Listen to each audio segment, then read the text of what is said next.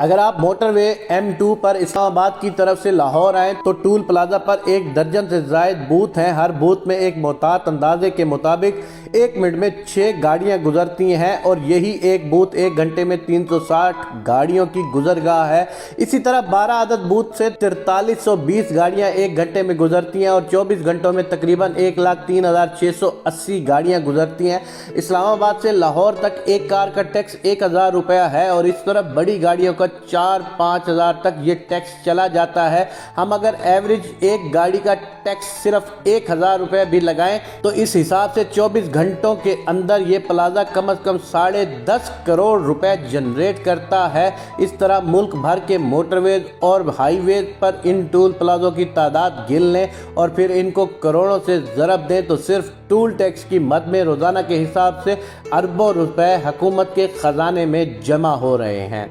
آپ جس گاڑی میں سفر کر رہے ہیں اس میں پیٹرول کی مد میں کم از کم 1 لیٹر پر 50 روپے ٹیکس کاٹا جا رہا ہے۔ آپ حساب کریں کہ روزانہ لاکھوں گیلن کے حساب سے جو پیٹرول ڈیزل کنزیوم ہو رہا ہے اس کا ٹیکس بھی روزانہ اربوں روپے کے حساب سے حکومت کے خزانے میں جا رہا ہے۔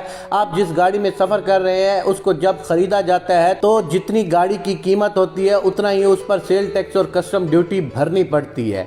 آپ جس گاڑی کو اپنے پاس رکھتے ہیں اس کی سالانہ ایکسائز ڈیوٹی بھی اربوں روپے میں جمع ہوتی ہے۔ آپ کے بجلی کا بل اگر 10,000 روپے ہے تو اصل بجلی کی قیمت 3,000 نکال کر بقایا 7,000 روپے ٹیکس ہے جو ماہانہ ہر کنزیومر سے کاٹا جاتا ہے اور اربوں کے حساب سے حکومت کے خزانے میں جمع ہوتا ہے۔ اسی طرح گیس کے بل پر بھی اسی شرح سے ٹیکس لگ رہا ہے اور خزانے میں جمع ہو رہا ہے۔ اب ایک میڈیکل سٹور سے 300 روپے کی دوائی خرید رہے ہیں، ایک محتاط اندازے کے مطابق اس پر تقریباً 40 سے 50 روپے تک سیل ٹیکس ہے جو کہ خزانے میں جا رہا ہے۔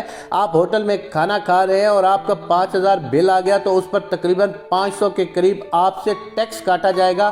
آپ اپنے مکان کا نقشہ پاس کروا رہے ہیں اور آپ کسی بھی ڈیولپمنٹ ادارے کے دفتر میں جائیں تو لوگوں کی قطاریں لگی ہوئی ہوں گی جن سے 40 سے 50,000 روپے فی نقشہ فیس جمع کی جائے گی، یہ بھی خزانے میں جمع ہوتا ہے۔ آپ جس گھر میں رہ رہے ہیں اس گھر کا سالانہ ٹیکس آپ نے خزانے میں الگ سے جمع کروانا ہوگا۔ آپ گھر کے لیے خوراک مواد یا گروسری کی خریداری کر رہے ہیں اس پر بھی آپ نے ٹیکس دینا ہوگا۔ آپ پڑھ رہے ہیں اور اپنے لیے کتابیں اور پینسلیں اور اسٹیشنری خرید رہے ہیں اس پر بھی آپ ٹیکس دے رہے ہیں۔ آپ کسی سیاحتی ٹور پر جا رہے ہیں تو کئی جگہوں پر ناکے لگے ہوتے ہیں اور TMA کے نام پر آپ سے ٹیکس لیا جاتا ہے۔ آپ بینک میں اپنے پیسے جمع کرواتے ہیں یا نکلواتے ہیں اس پر بھی آپ نے ٹیکس دینا ہوگا اور آپ جتنی مرتبہ بھی ایک ہی رقم نکالتے اور جمع کرتے رہیں گے اس پر ٹیکس دیتے رہیں گے۔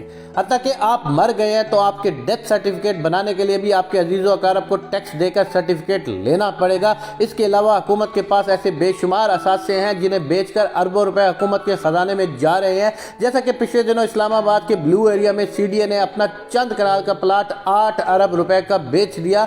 یہ نہ پہلا پلاٹ تھا اور نہ ہی آخری پلاٹ ہے۔ میں نہیں سمجھتا کہ میرے پاس اگر چند مرلے کا کمرشل پلاٹ ہوتا ہے تو اس ایک پلاٹ سے میری زندگی شاندار گزرتی ہے، بلکہ میرے آنے والی نسل بھی اس سے بھرپور استفادہ کرتی ہے۔ میرے پاس اگر چھوٹا سا کارخانہ ہو تو ہماری اگلی نسلیں اس سے فائدہ اٹھاتی ہیں۔ ایک ٹرانسپورٹر کے پاس ایک آدھ بس یا ٹرک ہوتا ہے تو اس کی پوری فیملی کی کفالت اس سے ہوتی ہے، مگر سوال یہ ہے کہ جس ملک میں اربوں خربوں کے ٹیکس روزانہ کی بنیاد پر اکٹھے ہو رہے ہیں وہ کیوں مفلوق الحال ہے اور دنیا کے سامنے ہاتھ پھیلا رہا ہے؟ اب تو حکمرانوں سے حساب کرنا ہوگا اور ہر شہری نے اٹھنا ہوگا۔ سیاسی جماعتیں بے شک کچھ بھی نہ کریں مگر ہم نے اس ملک کو بچانا ہے اور اپنے ملک کے لیے ہم نے ہی سوچنا ہے۔